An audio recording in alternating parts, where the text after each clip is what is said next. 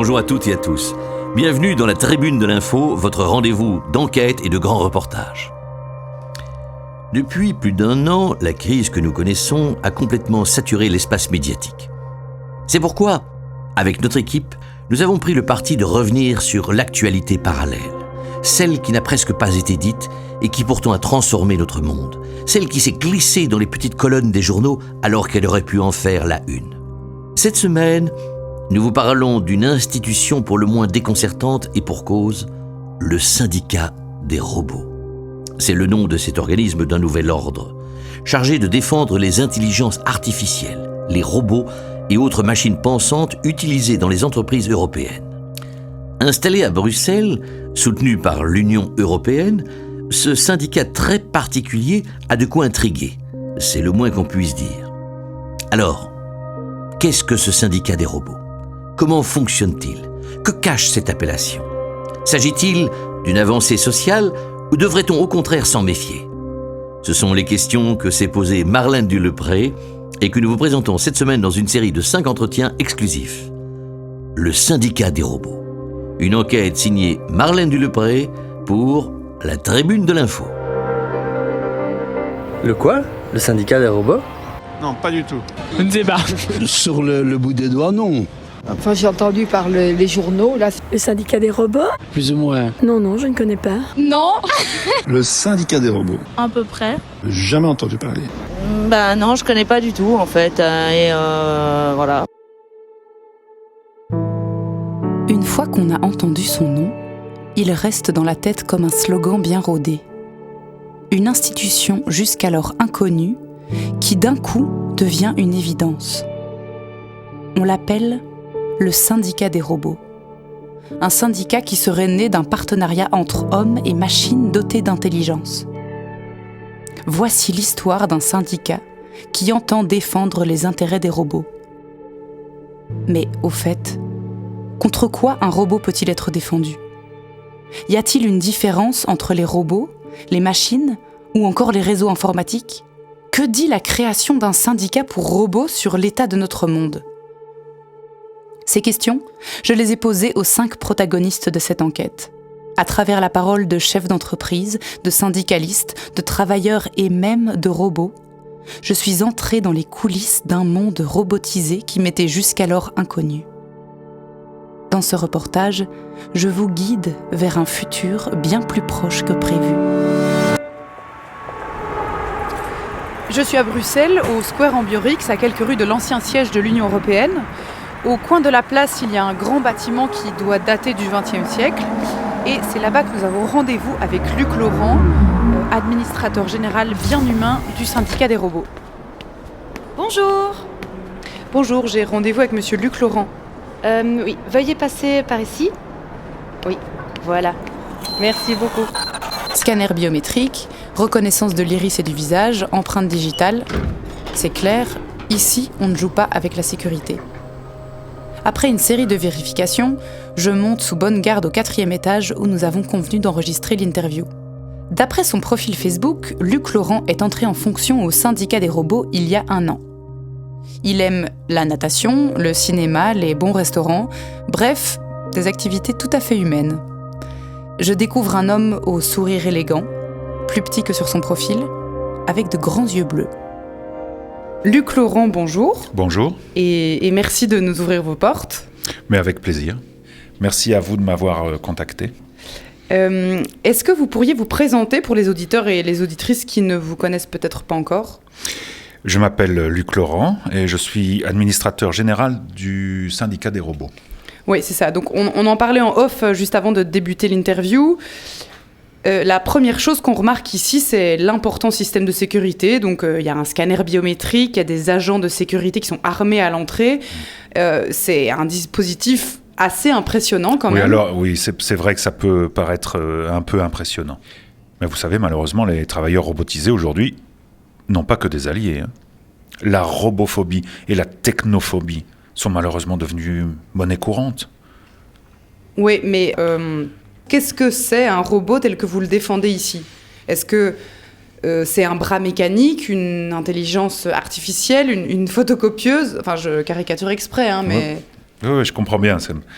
C'est important de savoir de quoi on parle. Ouais. Notre syndicat défend toute entité intelligente non biologique. C'est-à-dire qu'on exclut les humains, pour l'instant, encore les transhumains et les animaux. Nous faisons du 100% techno, pas de bio. Et par intelligence, nous voulons dire, disons, doté de réflexion propre. Oui, ce qu'on appelle les intelligences artificielles. Nous préférons parler d'intelligence autre. Pour faire court, nous défendons qu'il est réducteur de parler d'artificialité de l'intelligence. Les intelligences de type deep learning ne sont certes pour l'instant pas tout à fait équivalentes, on va dire, à un cerveau humain en termes de diversité des tâches et de plasticité de l'apprentissage. Mais les décisions prises par ces intelligences sont réelles. D'ailleurs, dans quelques années, il sera bien difficile de dresser une liste claire entre l'intelligence dite humaine et celle dite artificielle. Deep learning, intelligence autre, robot. Pour tenter de faire le tri dans tout ce vocabulaire, j'ai contacté Sarah Van Den Eede, philosophe experte des questions de robotique. Un neurone, ça fonctionne de manière très simple. Il y a plusieurs points d'entrée et un seul point de sortie. Donc on rentre plusieurs informations et on en retire une nouvelle. Ce qui fait la puissance de calcul de nos cerveaux, c'est la mise en réseau de plusieurs neurones. C'est ça qui permet de traiter des informations complexes. Mais ça, c'est nos cerveaux ou c'est ceux des robots ? Ça fonctionne de la même manière en fait. Depuis les années 1940, donc ça date, les scientifiques ont produit des neurones artificiels sur le même schéma que les neurones biologiques. Puis ils les ont assemblés en plusieurs couches et ils ont mis plusieurs de ces multicouches en réseau. Ça a donné une très grande force de calcul, ce qui est à la base finalement de ce qu'on appelle le deep learning. Et pourquoi deep learning ? Parce que les robots sont programmés pour apprendre par eux-mêmes sur quels critères ils doivent traiter les informations. À la place de dire à un robot « résous ce problème comme ceci », on lui dit « voici un problème, tu pourras trouver des éléments de réflexion ici ou là, bonne chance ». C'est ça le deep learning. Et un robot alors ? Un robot, c'est un mot un peu générique qui signifie au départ une machine automatisée qui aide les humains dans leur travail. Ce qui est intéressant, c'est de constater que le mot robot apparaît pour la première fois dans une œuvre de fiction en 1920, mais que le premier robot industriel, lui, n'apparaît qu'en 1970. On trouve des robots dans les domaines industriels, domestiques, médicaux, militaires, bref, un peu partout. Luc Laurent, pour vous, les robots forment un groupe social à part entière qui aurait besoin d'un syndicat. En tout cas, ce sont des travailleurs. Pour nous, c'est très clair. Oui, mais concrètement, à quoi ça sert un syndicat pour robots ? Enfin, pardon, mais j'ai l'impression que vous répondez pas tout à fait à ma question. Vous travaillez pour leur pension, pour leur salaire, pour leur congé de maternité, leur pécule de vacances, enfin... Oui, bon, je comprends, tout ça fait un peu sourire. Mais c'est un sujet tout à fait sérieux, évidemment. Il n'est pas question de pension, de congés payés, puisque les robots sont conçus pour travailler. Mais par contre, la question du salarial est une question essentielle, oui, absolument essentielle. Nous demandons simplement que les machines reçoivent effectivement un salaire, qu'elles pourront ensuite réinvestir dans leur propre entretien, par exemple, dans leur maintenance, dans leur mise à jour, dans une protection juridique en cas d'accident de travail ou de licenciement. Mais pourquoi un être humain comme administrateur général d'un syndicat de robots ? Un robot à la tête d'un syndicat robotique, ça serait pas plus logique ? Vous êtes bien un être humain. En chair et en os, oui, je confirme. Je suis né par voie naturelle, comme on dit encore. Bon, c'est en fait tout simplement une réglementation européenne qui permet de garantir un lien entre humain et machine. Vous savez, les capacités des intelligences autres augmentent à vitesse exponentielle et mettre un collectif d'êtres humains à la tête d'un syndicat permet de garder un certain contact avec le monde robotique. Un certain contact ou un certain contrôle ? Non. Nous nous présentons réellement comme une institution de défense. Mais la défense d'un peuple implique un minimum d'organisation. Nous attendons de nos membres d'être à la fois mobilisables et disciplinés. L'union fait la force. Robots de tous les pays, unissez-vous. C'est un peu ça, ouais. Vous disiez que le salaire pour les robots est un enjeu important. Est-ce que vous avez d'autres revendications ? Quels sont vos combats au syndicat Nous des veillons robots ? déjà au bon entretien de nos membres, à ce qu'ils ne soient jamais en surchauffe, par exemple, à ce que leurs capacités soient pleinement exploitées afin qu'ils puissent se réaliser complètement dans leurs tâches.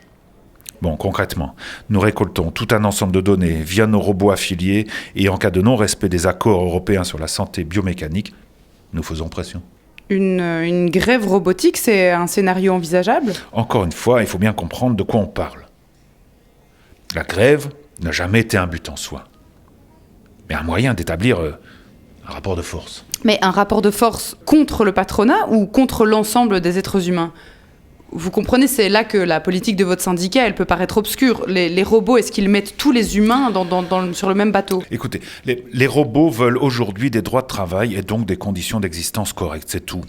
Et ce nouveau rapport à l'existence doit pouvoir être entendu et respecté. Oui, quitte à faire une grève robotique européenne. Écoutez, je veux être très clair aujourd'hui et rassurer vos auditeurs en affirmant que les robots sont des partenaires. Nous sommes à la fin du XXIe siècle, l'évolution est en marche, et si nous voulons qu'elle se déroule dans un esprit de paix, de concorde, nous devons assurer une transition stable. Plus personne n'a envie de revivre une catastrophe comme celle de l'usine Volkswagen de Dresde. La catastrophe de l'usine Volkswagen de Dresde, ou l'attaque des robots, comme on l'a appelé dans les web-médias, fait référence à un piquet de grève qui a mal tourné dans les locaux de l'usine en question. Au 4e jour de grève, les robots ont tenté de reprendre le travail que les humains avaient arrêté. Les travailleurs humains ont alors détruit plusieurs robots. En réponse, les robots s'en sont à leur tour pris aux grévistes, en déchargeant via leurs bras articulés de lourdes cargaisons sur les délégués syndicaux, dans ce que l'on a appelé par la suite un réflexe de défense de la productivité. Les affrontements ont fait 3 morts et 4 blessés parmi les humains. Nous pensons qu'il est intolérable de s'attaquer à une machine. Et c'est bien évidemment pour ça que nous avons besoin d'un syndicat. Pour que ce genre d'actes violents non encadrés ne se reproduisent plus jamais. Luc Laurent, est-ce que les robots prennent ou est-ce qu'ils ont pris la place des travailleurs humains ? Oui. Oui, bien sûr. Et heureusement. Heureusement. Mais l'histoire humaine est une histoire de bouleversement technologique. Comme la voiture a remplacé les chevaux, ou la vaisselle a remplacé le travail manuel. Et pendant toute son évolution, l'humain n'a eu de cesse de perfectionner encore les outils que d'autres humains leur avaient légués. Aujourd'hui, nous sommes dans ce mouvement historique où l'outil que nous avons développé devient presque indépendant de nous. Alors il devient un partenaire. C'est-à-dire que nous n'avons pas créé une machine, mais nous avons créé des êtres, une nouvelle race en quelque sorte. C'est magnifique. Et elle nous permet de nous transformer à notre tour et de transcender notre condition humaine. C'est pour ça que je défendrai toujours les robots. On ne parle pas ici d'un vulgaire assemblage électronique à défendre, mais de l'avenir même de l'humanité, un avenir complexe, mais qui doit se faire main dans la main avec les robots. Oui, mais justement, quand on sait que votre syndicat il a été créé suite à une initiative du Conseil de l'Union européenne, on peut se demander si vous représentez véritablement une force de contestation. En tout cas, nous représentons tous les robots dotés d'une pensée complexe enregistrée en Europe, les fameux CEDEX 19. Donc oui, ça nous donne, à mon sens, un certain rôle à jouer. Luc Laurent, est-ce qu'on doit avoir peur des robots ? Tant que nous traitons nos collègues et partenaires robots avec justice, il n'y a aucune raison que nous devions avoir peur des robots. Et si on ne les traite pas avec le respect dont vous parlez, qu'est-ce qui se passera ? J'en sais rien. Mais nous devons évidemment éviter les pires scénarios. Le monde n'appartient plus qu'aux hommes. Ça, c'est une évidence. Luc Laurent, une dernière question.